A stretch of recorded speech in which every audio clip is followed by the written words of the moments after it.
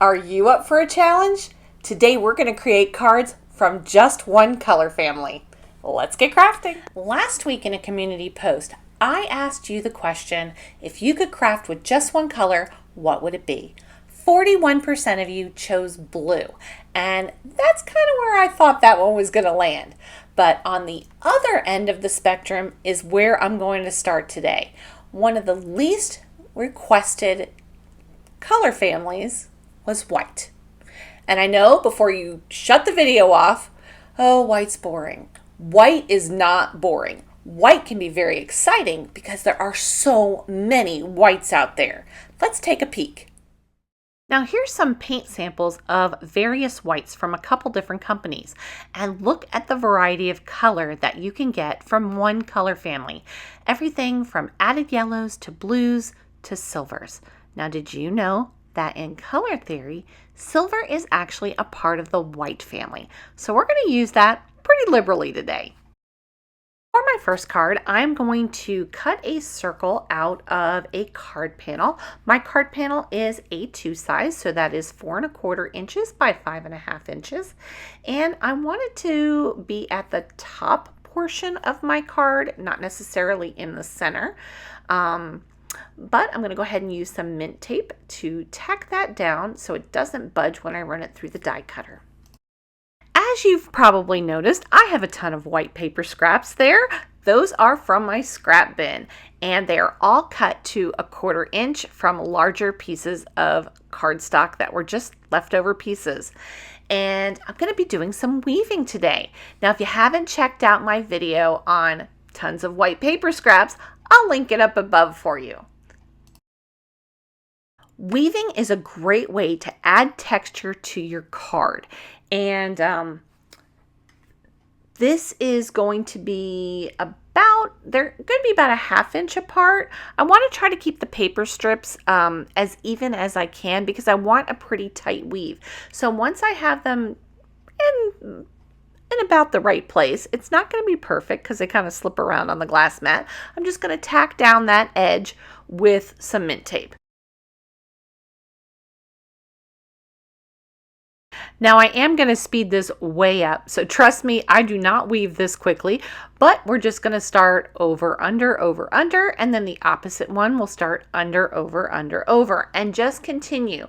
I think we all did basket weaving with paper strips when we were a kid in elementary school.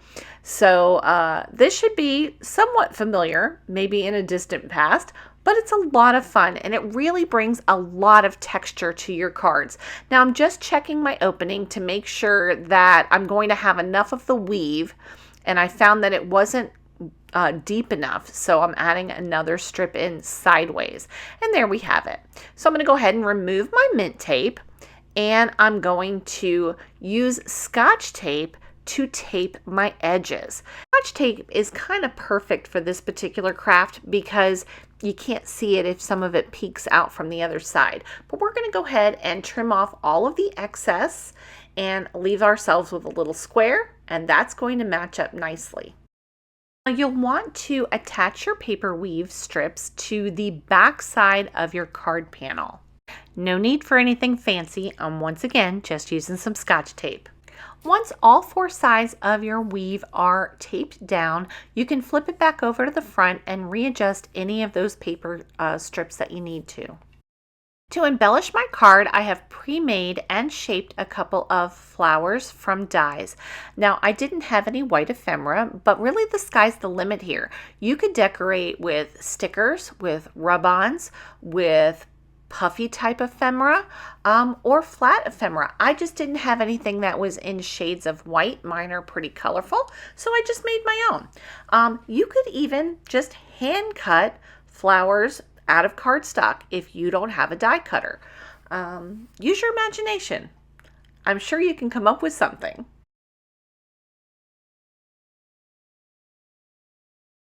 Now this sentiment that I selected says "Forever in Our Hearts," and it is actually one of my faithful sentiments that I have available for purchase on my digital storefront.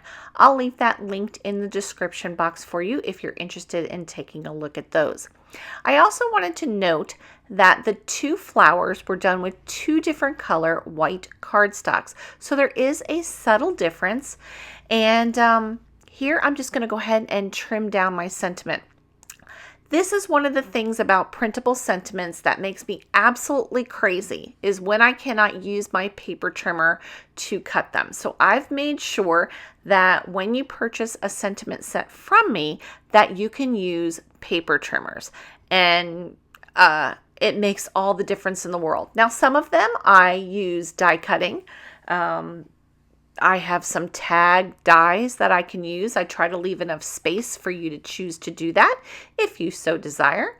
But as you can see, these two sentiments were together and I was able to cut them apart rather easily while I throw my bottle of glue around. So anyway, I'm just going to taper off that end and we're going to go with it. Now my glue of choice is Bearly Arts Precision Craft Glue, and I'm just going to tap that down for just a second and hold this one down. And then I'm going to go ahead and add my 3 leaves. Now I do tend to do things in a rather triangular pattern and in odd numbers. So I do have 3 leaves, and I kind of think of my flowers along with my weave. So there's my 3.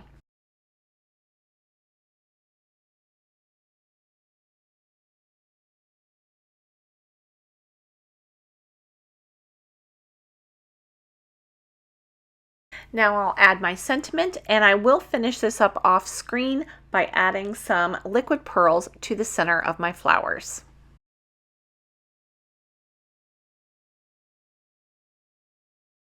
For my second card, we're going to do a little prep here because it's going to need some dry time. I am using one of my new VICKI BOUTIN stencils. It kind of looks like tally marks to me, and I thought that was really nifty. So I'm going to be using Cloud Whip. Now, Cloud Whip is a scrapbook.com item. I got this one as a freebie, and I don't tend to gravitate towards this only because it's rather dry, and I know a lot of crafters like it. I'm going to add quite a bit of water to it to sort of loosen it up and work it. If you kind of just work it into your silicone mat, this is the replacement mat for the Tim Holtz glass mat I have on the other counter in my room. I use the white one to film with, and Tim's is black, but this is the replacement silicone mat, and I do use this very often. Now I'm using some distilled water, and I'm just adding that to my Cloud Whip, and I'm working it to get the texture that I desire. Cloud Whip is really enjoyed by a lot of crafters, and if you like a firmer texture paste, then this is the one for you. My preference is for a more mousse-like consistency, but this gives me the ability to add water to it to kind of make it looser. So I just took out enough, and you'll see I'm just going to work it through, and then I'm going to go ahead and use it on my stencil. Now this was the first time I'm using this stencil, and I was really excited because it's really a cool stencil. When it comes to only using one color palette or one color family for your card making, you want to try to get texture into your cards as many ways as you can. Dimension is also another great way to get variation when you're only using a single color family. So here's my attempt at using texture. Now, when using texture paste, you want to kind of get a smooth, consistent coat of the texture paste across whatever area you're working on. As you can see, I have very little texture paste left on my mat, but I'm actually going to have enough to do a whole nother card, because now, since all of my little tally marks are covered, I'm going to go ahead and start scraping away the layer and just getting that thin layer. The thicker it is, the longer it's going to take to dry. And I really wanted to get this done for you guys today, so I needed it to dry rather quickly. Now removing this stencil, look at that texture. That is really cool. We're going to go ahead and use that again on another piece of cardstock, because as you can see, I have plenty of texture paste left, and I'm certainly not going to waste a good product. Now for my second card, I decided to go ahead and tilt my stencil so that I get a different look. And I'm going to do one other thing to it after I get all the texture paste on it. So once again, you would not believe how far this product really does go if you spread it thin enough. You saw how much was left, maybe a tablespoon? Well, I'm going to cover this without a problem. Is there a color you find challenging? Let me know in the comments below. And once again, the reveal is pretty spectacular. But I'm going to step it up a notch by adding white glitter to the top of my texture paste. Just another element to give it that little zhuzh. Be sure to wash any texture paste off of your tools quickly because it will harden like cement. Moving on to paper glitz. Now this is by Picket Fence Studios and this one is called Sparkle. And I adore this stuff, let me tell you. It gives an amazing sparkle to any color cardstock, but it is amazing on white. I just love it. And you'll see that I do keep the product protected with some press and seal. All of my pastes I use press and seal on, and it keeps them from drying out too soon. And well, this jar doesn't have a whole lot left in it, but I'm just gonna scrape it out and try to get a nice even coat. I'm going to have to switch and go to a scraper so I can smooth the product out. And I'm going to be doing some die cutting with this a little later on. So stick with me because I'm going to show you, I think, 5 cards, all with elements of white by the end of this tutorial. Now, I will link any products that I'm using in the description box below if you just want to get a closer look at the actual products that I am using. But I totally encourage you to take a look in your stash and use what you've already got. For my next card, I'm going to be using this SPELLBINDERS 3D embossing folder called Beautiful Blooms, along with some Hero Arts embossing powder and some Versamark. Now, this happens to be one of my absolute favorite embossing folders that I own, and I have a ton of them, but this one just holds my heart. Now, I'm trying to decide where in the folder I'm going to be putting my cardstock because we don't want to be wasteful with product. So I'm going to be using the Versamark on the smooth side because I want all of my embossing powder to be in the unraised or flattened areas on my card. And I'm just wiping the Versamark across it. I'm going to go ahead and line it up in my embossing folder. I'm sorry I'm off screen. There we go. And I want the flowers to show up on the card in a specific place. And I'm going to go ahead and run that through my SPELLBINDERS Platinum 6 embossing machine. Versamark is a clear sticky ink that with pressure from my die cutter was applied to the cardstock in the flattened areas. Now I have applied some Hero Arts embossing powder. This is one of my favorite white powders. This one's called White Satin Pearl, and I'm going to shake off any extras. Now this particular technique was one of the featured techniques of a past video called 10 Sensational Embossing Folder Techniques. So I will link that above as well, or at the end I should say. If you haven't seen it, check it out. There are a million things that you can do in embossing folders, and I have featured 10 different techniques, and this is just one of them. To limit the warping of your cardstock, be sure that you preheat your heat tool. Now, I'm holding it up off the surface, which allows the heat to go through the cardstock and allows that powder to melt quicker. And as soon as it starts to melt, you'll start to see this beautiful pearlescent sheen.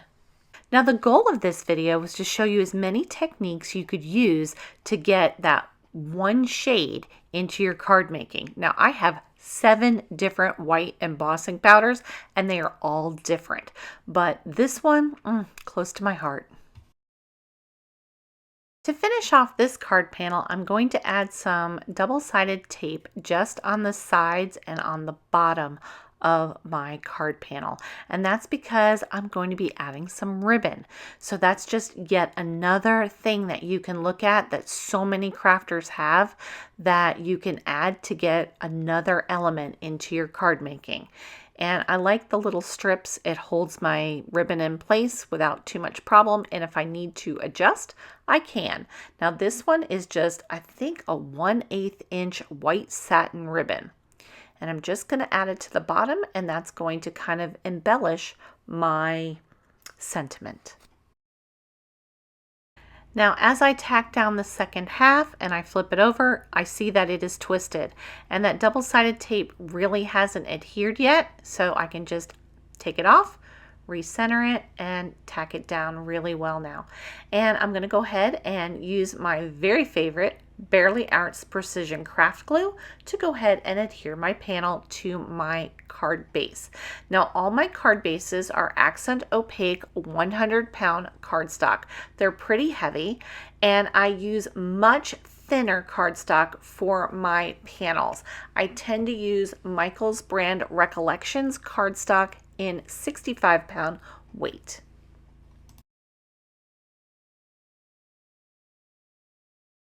Now for this particular card, I'm using another one of my faithful sentiments. This one says blessed, and it is die cut out with a tag die cut.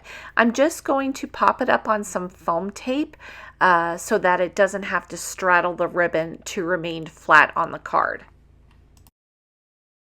Now I'm choosing to put the sentiment a little towards the left and underneath the big bloom here. And I did die cut it so it has a bit of empty space on the right where I'm going to add a tiny little chiffon bow with a little bead. Now these were pre-bought sometime a million years ago, but I think it finishes off this card nicely.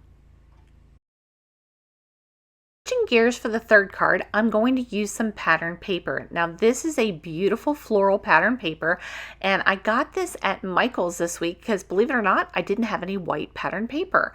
And I thought it was a fantastic way to add white to my cardstock.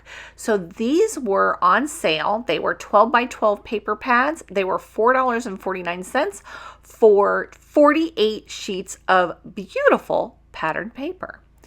I did add some double-sided tape and some liquid glue because I needed some wiggle room, clearly. And so I'm using pattern paper and I'm using vellum. So my little butterflies are cut out of the holographic silver cardstock, and I've cut the shadows out of vellum. So those are my two techniques for this card, and it's super simple. You could even take a strip of vellum and add a sentiment that you've stamped onto it if you didn't have die cuts. Now I only glued down the center bodies of the butterflies to the vellum, and I've added a little strip of foam tape to the back. I wanted the wings to have some volume, so once it's dry, I'm going to go ahead and bend those wings up. But this turns out to be a beautiful card. Card number 4, I have gone ahead and taken the texture paste that I sprinkled with the white glitter, and I have die cut that, so I have a nice large panel. And I've also taken the paper glitz and I've die cut some of the Vault Wildflowers from that. Now I wasn't real happy and it needed something more. I just thought the background was a little plain, so here's what I came up with. Using a cover plate that I got from Tall Mouse, this one kind of reminds me of chain link fence. I have die cut the panel and now I'm just going to glue it down. For this one, I honestly probably should have used double-sided tape when I cut it out, but well, live and learn. Now this particular card is all about layering textures. Goodness, I'm not even sure. What have I got? 1, 2, 3, 4. I've got 5 layers in this particular card, not including the card base. So we've got the cover plate, which I'm going to layer up with this oval shape that is from Spellbinders. It's called Oval Coronet. I don't know if it's still available, but I'll check it out. If it is, I'll leave it in the links below. And that frame it's part of that oval coronet. I cut it out of metallic cardstock, Vault Wildflowers, and Vault Boutique Butterflies, and a sentiment to finish it up. Did y'all notice? No ink. I didn't use any ink on any of these cards, and I had it out on my desk. I had white pigment ink. But come join us on Facebook. for a one color card challenge, and some of these videos I've picked out just for you. Until next time, I'll see you real soon.